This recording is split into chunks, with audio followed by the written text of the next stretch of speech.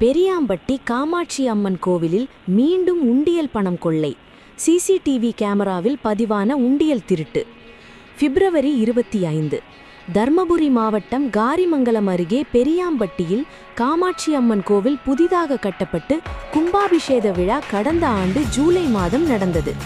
கும்பாபிஷேகம் நடந்த சில மாதத்தில் கோவிலில் கொள்ளை சம்பவம் நடந்தது.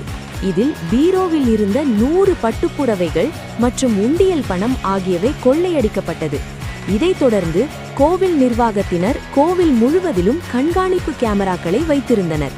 இந்த நிலையில் இன்று அதிகாலை மர்ம நபர் ஒருவர் கோவிலில் நுழைந்து சாமியை கும்பிட்டுவிட்டு அங்கிருந்த உண்டியலை அருகில் இருந்த மறைவான பகுதிக்கு எடுத்துச் சென்று அதை உடைத்து அதிலிருந்து பக்தர்கள் காணிக்கை பணத்தை எடுத்துக்கொண்டு உண்டியலை அருகிலிருந்த வயல்வெளியில் வீசிச் சென்றுள்ளார்.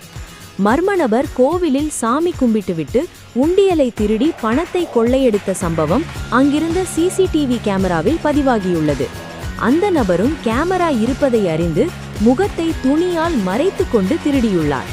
காரிமங்கலம் சுற்றுவட்டார பகுதிகளில் பொம்மாள்ளி, மோதூர், திண்டல் உட்பட பல்வேறு பகுதிகளில் கோவில் கொள்ளை சம்பவம் தொடர்ந்து வரும் நிலையில் பெரியாம்பட்டி காமாட்சி அம்மன் கோவிலில் மீண்டும் நடந்த கொள்ளை சம்பவத்தால் பரபரப்பு ஏற்பட்டுள்ளது.